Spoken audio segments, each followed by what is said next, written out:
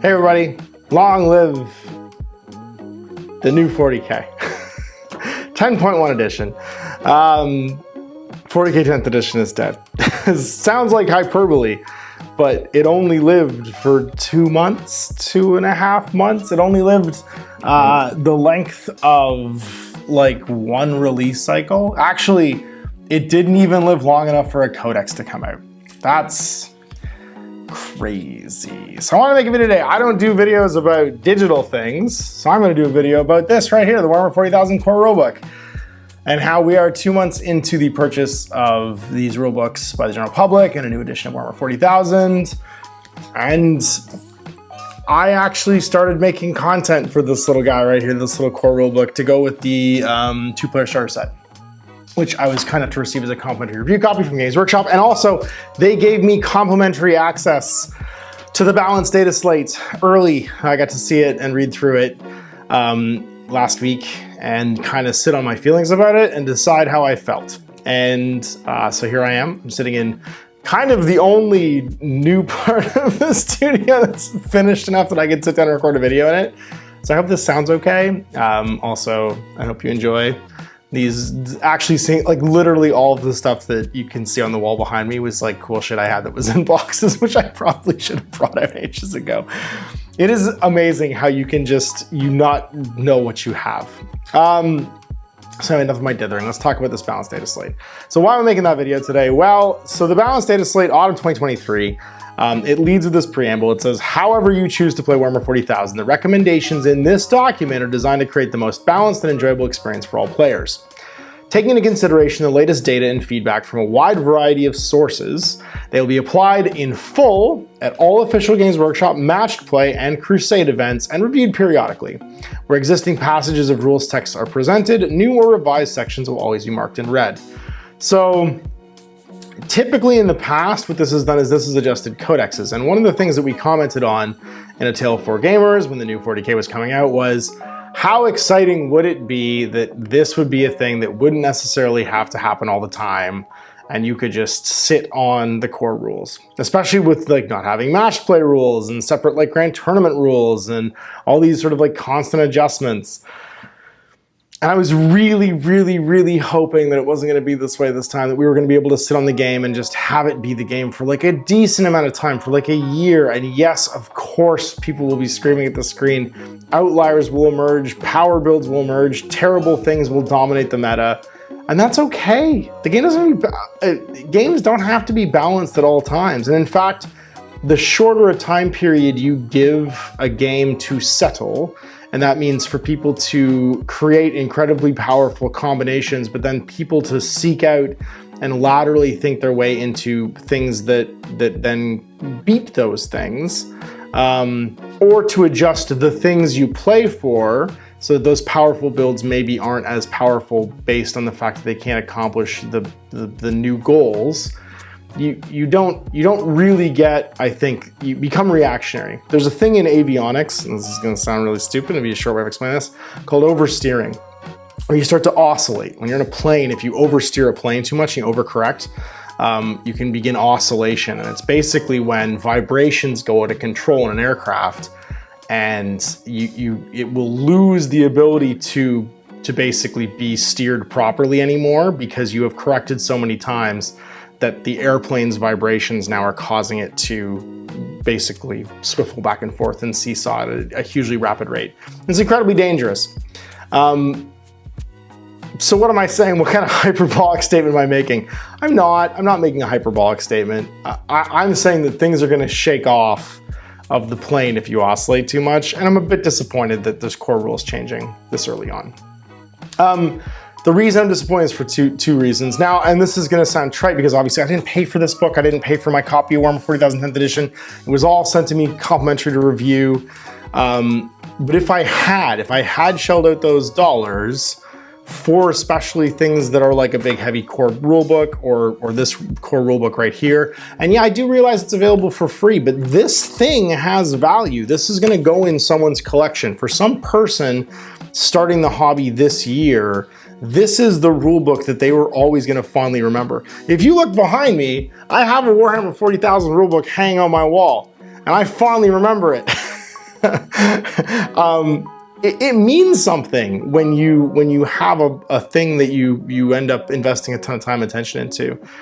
And I think it's just, it's very like hard to continuously stay on top of these kinds of changes. So what have changed? Well, what core mechanics have changed, you ask, Ash? I'm not going to go through, there's going to be people that do much better videos like digesting like the ramifications of these changes and what it means. In fact, there are some of the smartest people I think on the planet that play Games Workshop games right now are almost always on these like meetings that I get to be part of, where they talk about what the ramifications of these rules changes are and how things need to be in and out of balance. And let me be honest, like there's tons of people who are way smarter than me who have good points about all of this stuff. I don't think they're wrong. I'm not disagreeing with them. What I'm trying to speak up for, I think, is the person who is trying to enjoy their collection. It takes time to do that. And so the more rapidly you change things and the shorter a time frame that you collect data on, the more sort of reactionary you become, the less consumer confidence people who want to feel comfortable with the products you make have, right? Playing a balanced game to a lot of people who buy Games Workshop products and miniature war games in general isn't as important as feeling like the thing they purchased this thing for, that they're taking a long time to build or paint or add to their collection, that they understand it and they understand how it works and they're comfortable with it.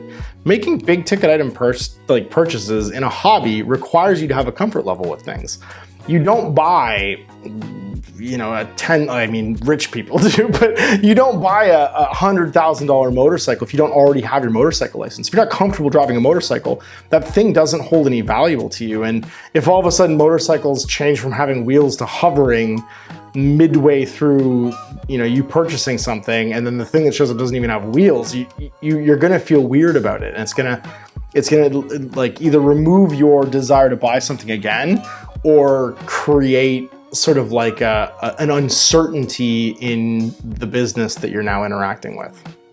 And so that's why I wanted to talk about that, because these changes in general are fairly innocuous, but it's the fact that they happened so quickly after release that I think is worth commenting on. So the first one's Devastating Wounds. Devastating Wounds are effectively being rewritten. They're a core concept in the game. A lot of things have Devastating Wounds, but basically from the core concept in this book to the core concept here, they've added they've just completely rewritten the rule, basically. Now it's just saving throws cannot be made against critical wounds scored by this weapon, including invulnerable saving throws, period. Doesn't matter what it is, doesn't matter if it's a wound shrug, doesn't matter, like anything that Custodes had that ignored mortal wounds, if it now does Devastating Wounds, it doesn't cause mortal wounds anymore. Mortal wounds are basically the only thing I think that causes mortal wounds now are going to be psychic powers. Actually, not even psychic powers. I can't even think of what's gonna cause mortal wounds. Like impact hits from vehicles will get shrugged for the most part. No, because I think so. I think it does like a roll a die on a 2+, it will do X number of mortal wounds. We'll still do mortal wounds. The Devastating Wound weapon trigger, because like all psychic powers are now basically just guns, they're all just weapon profiles. And all these other weapon profiles have this as a keyword. This keyword changing basically shrinks the amount of mortal wounds in the game to damn near zero, like very close to zero, unless it's like a unit profile ability. So again, you're making a change and it kind of drastically changes other things too, and they'll address that obviously going forward. But there's a big swing there. And the why, again, smarter people than me are going to talk about that, but that's a significant change. And the thing I want to comment on isn't the impact on the gameplay and the balance, but the fact that if you bought something because it was resilient in that way, or you bought something that caused those things, well, those things are going to become slightly better. And then I guess the flip side of that is the things that used to be tough against them are going to be significantly worse. And you're not going to feel good about that no matter where you're sitting. I guess like it changes, I think, quite a bit. Yeah, so every critical wound, no saving throw of any kind is applied. Such attacks are allocated to models after any other attacks have been made. So they still cause damage and stuff. They just don't allow any saving throws of any kind against them. And they're always applied at the end. That's the other thing, is they're always allocated last after anything else. So like, let's say you're doing something that it does devastating wounds, you roll a 6 to wound, it does D3 damage. That damage, when it's applied, is applied at the end, and it's applied after any other kind of saving throws are made. It can never be ignored. So yeah, that's kind of a big deal. And then stratagems, modifying a stratagem CP cost. So specifically this, I think, was to do with the fact that the Kalitas Assassin was showing up everywhere. Kalitas, I've always called it Kalitas. And doubling the cost of like the vital stratagem that you have. The only stratagems that can be changed now are going to be battle tactic stratagems. So they're kind of adding some value to those names that stratagems have always had that they've gone up and down in like being things you can do or things you can't do. But it basically means like the 3 core ones. So the command reroll, you can double the cost of that, which is a huge deal. Although maybe it calls out the fact that you can't do that one specifically. Rules that modify the CP cost of a stratagem, but that do not specify the name of a stratagem, can only be used to affect the CP cost of battle tactic stratagems.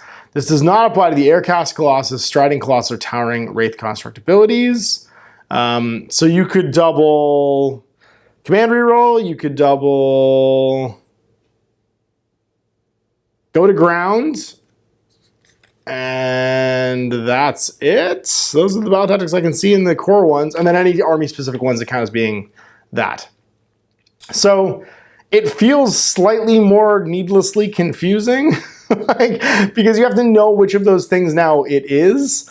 I understand maybe it's a balance thing. I don't know if it's a quality of life thing because you have to know what in your opponent's army is. Like you have to ask before the game, like, what do you have? It's a battle tactic, and then they'll tell you, I guess, or you'll look it up.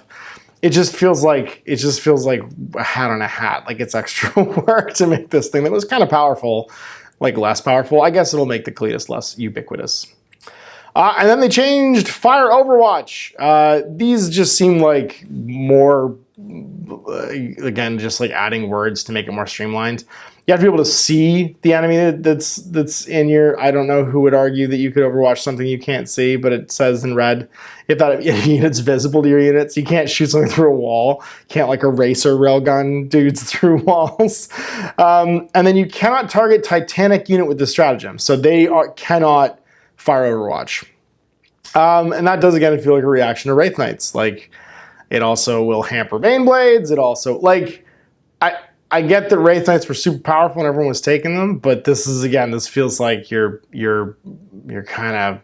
slapping it on with a real big brush here. So just like the critical wounds thing, this just feels like the Wraith Knight balanced data slate.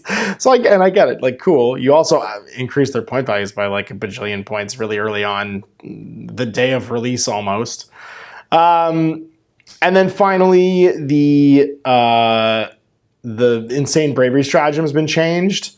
So there's still a core one, but you have to do it before you take a battle shock test. You have to decide before, not after you roll.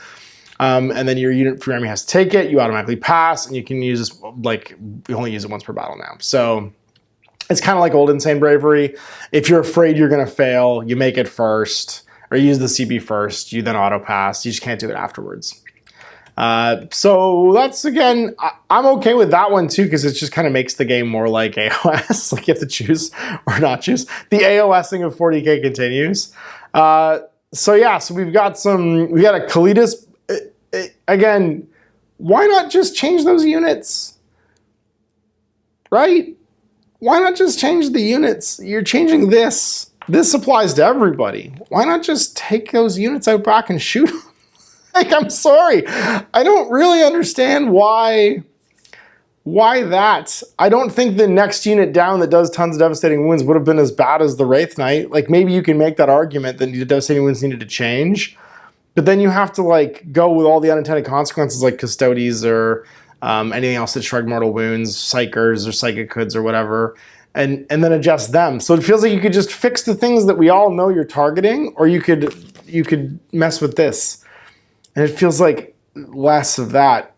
Again, the other ones, the Insane Bravery one, I'm kind of fine with. Oh, and there's another one for Ruins I'm kind of fine with. Like, they just added some exceptions. Like, aircraft can see down into Ruins. And towering models that are within a train feature can also see out of it normally. So, like, towering models can ignore it too. That seems fine. But again, you could just add that to aircraft data slates. It's supposed to change the core rules. I don't know. It's just one of those things where like they're correcting lots of stuff, and they're doing it really early on. And then there's going to be a bunch of argument to like, wouldn't you rather they did this than not do this? Cool. Yes. I mean, I always want people to be able to do things, but this feels like an FAQ. This feels like an errata to the rule book, not a balanced data slate that they're going to come back and change again. That's kind of specifically calling out certain units. And then there's tons of like faction changes. So like they've changed a bunch of like things to not be battle tactics. So like the Unwavering Sentinels is now an Epic Deed stratagem as opposed to a battle tactic. They've changed all of the unit profiles on datasheets. So like, I guess this will all get updated in the app, right? So the app should change all this too. So you don't really need to look at this for like the army stuff because it's just going to change in the app. I would hope, fingers crossed, knock on wood. The Custodian Guard datasheet, you're 4 to 5 Custodian Guards now for all of them. The Wardens, the Praetors go to 2 to 3. Mechanicus, you've got a 4+ save and an invulnerable save of a 5+ for your Rangers. And then same for the Vanguard, they get their armor all upped. The Eldari Phantasm stratagem, it requires you to use infantry now, so it's only your little guys, which again, this just seems like a thing that is targeting the Wraith Knight. Poor Wraith Knight. Anyway, like it's a $200 model these people are messing with. I get it, it's a new edition, it's going to happen. Changing up the Agents of the Imperium stuff a little bit. Like, it's all just unit profile changes. And again, way smarter people than me are going to go through all of these and tell you all of what they mean. They've defined bolt weapons again. There's like a bunch of pages of what this will do. Leagues of Votann got like a big glow up, which I'm kind of happy about, where like you get to call out more than one unit now. It's an incursion, you can call it 2 units to get plus the hit and wound against. Strike Force, it's 4, Onslaught, it's 6. So you can just doom 4 units at the beginning of the game with Ruthless Efficiency. That's crazy. They all start with 2 Judgment tokens. So it's like, oh, okay, I'm just going to jack all these guys up. And then also they cap the Desolation Squad to 1 Sergeant and 4 Desolation Marines, which I think is very funny. The Knights get Epic Deed stratagems. They change trophies, and Valiant Last Stand to 2 CPs instead of 1. And that's it. That's it for this. Now, the other thing I think that's kind of worth mentioning, which is very interesting to me, is that they've done the points too. They've done the points adjustments. They've changed the points of things. But they have also changed the points of things that haven't come out yet. So that I find that strange. And that's, I mean, I don't know exactly what has changed, but because of the delay between like printing and release, the first codex to come out is going to be the Tyranid Codex, and you're going to ignore all of the point values in that book and use the ones in this supplement instead.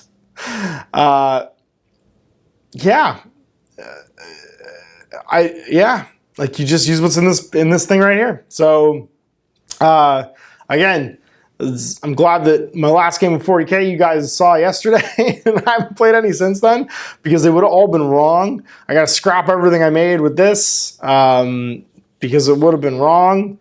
Not a huge amount because I don't use a Cletus Assassin in any of my games. Overwatch would have explaining how Overwatch works would have been wrong.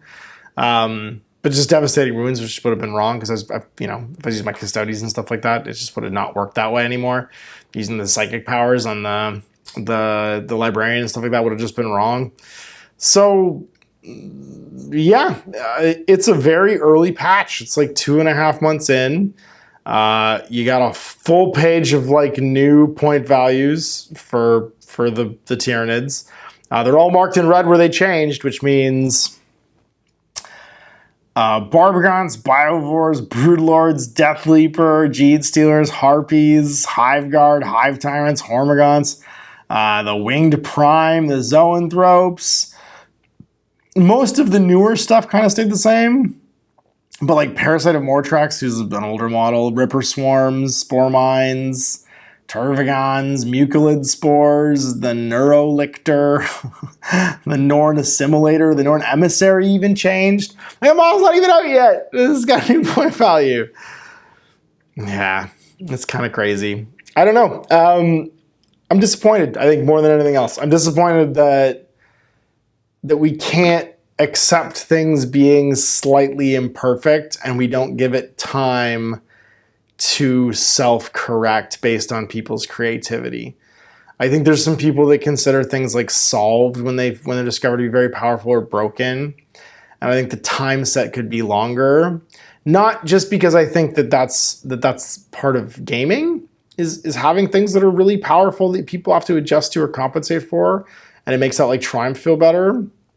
But also that you can come up with more creative solutions than like editing the core rules of the game, right? Like editing how games are played or what they're played for. And I get that it's tied to the Leviathan deck now, so you can't necessarily do that as easily. But things where you find lateral solutions for these problems as opposed to going directly at the core mechanic or the unit you think needs to be changed, and then painting with a very broad brush how you are going to address that as opposed to just changing that unit. There's banned lists in card games. You could just remove Titanic units from competitive play. That could have been a thing. Why not have that be the thing? Or have Titanic units only be available in Onslaught scale games? You know what I mean? Like, there was a bunch of other creative solutions to that problem. If you just carte blanche had Titanic units only available in 3,000 point games, I get that that would mean Knights are only available in 3,000 point games. It basically squashes an army, which is a problem. Or just give Knights the only exception. You would have really changed. Like, there's other ways you could have done it, I guess is what I'm saying. And you still want to sell those miniatures, but I think you're going to sell those miniatures just fine if there's just like a clearly defined way that you're going to be able to use them. And you're not going to sell those miniatures if their value keeps going like this. They didn't sell a lot of Wraith Knights in 9th edition 40k because they weren't great. They sold a lot of Wraith Knights, or more what I suspect actually happened is a lot of Wraith Knights got bought on the secondary market, already painted and used by competitive players or used by people or stripped and repainted over the last like 2.5 months. That's what I'm betting actually happened. I doubt a lot of brand new in-box Wraith Knights got purchased. I'm betting a lot of like secondhand Wraith Knights got either broken out from the collection or repurposed by competitive players to be very cool and the thing that was really good for like 2.5 months. Yeah, so I fear for what the pattern of doing this over and over again causes.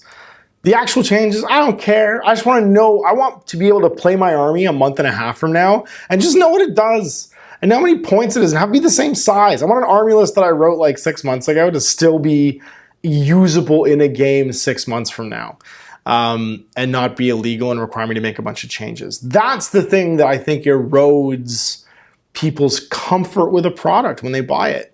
And I think that's very dangerous the longer you do it. I think there's a reason why games like Blood Bowl still somehow sell tons of miniatures and have people play it all the time. And yeah, the rules have changed a lot of times for Blood Bowl, but like not overnight, not immediately. And I'm not using Blood Bowl as the example of like the perfectly balanced game, but I do think it's one of the Games Workshop's games that's had the most longevity. It's got a very comfortable player base that likes it and enjoys it as a theme. It's a much smaller subset of their customer base, but the way they've handled it means that those players can just kind of get left alone and they'll still buy things and they'll still come back and they'll still enjoy it and they still know about the universe and they stay like engaged with it. And Warhammer Fantasy 40,000 should be that. It should be the comfy shoe of wargaming. It should be like putting on Crocs. You know what I mean? You know exactly what you're getting. It shouldn't be the thing that you have to worry, how am I interacting with this today? What does it do today? Does my stuff do what I think it does today? Does the game play the way I think it does today? If it's not the chicken soup of wargaming, then I think that there's something fundamentally just off, just like out of sync or out of tune, or that the goals of the sort of like creators, the current creators, the stewards, I would say, of Warhammer 40,000, back there, they're not involved anymore. They don't do that stuff. It's gotten less punk rock, but part of it becoming less punk rock, I think, is that it feels like it's unacceptable for it to be imperfect. And this was not a perfect game. This was the most imperfect creation ever. This was like, we have all these miniatures, what do we do with them? And they made borscht, you know what I mean? Like they made sci-fi borscht, and it was all in jokes. It was all silly, fun times. But because it didn't matter if it was fair, I'm not saying it doesn't matter if it's fair. I'm not saying it shouldn't be balanced, and people will jump on that kind of a statement. But if you're obsessed with creating something perfect all the time, you don't ever end up with something perfect. You end up with a bunch of consequences to the most recent decision you made that you then have to go and make more decisions about ad infinitum forever. You can't release new things. You can't make new ways to play with it, disrupting that boat. And you're just on this treadmill forever of changing things. And people get off because it's exhausting.